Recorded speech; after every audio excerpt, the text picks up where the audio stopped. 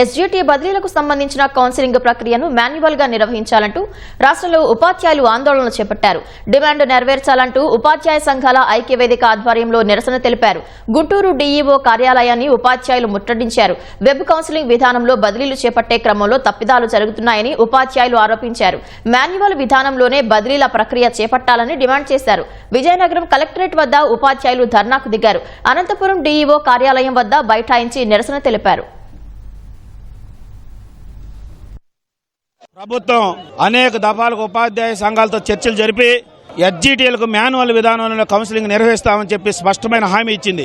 ఆ హామీ మేరకు చాలా ఆనందంలో ఉపాధ్యాయులందరూ ఎస్జీటీ ఉపాధ్యాయులందరూ ఉన్నారు. ఎప్పుడు మాన్యువల్ కౌన్సిలింగ్ పెడితే వెళ్ళిపోదామని. దానికి ముందు స్కూల్ అసిస్టెంట్లు హెడ్ మాస్టర్కి వెబ్ కౌన్సిలింగ్ పెట్టి అనేక పొరపాట్లు చేశారు. ఒకే ప్లేస్లో ఇద్దరు ఉండటం లాంటివి కూడా జరిగినాయి. దీన్ని ఉపాధ్యాయులందరూ వ్యతిరేకిస్తున్నారు.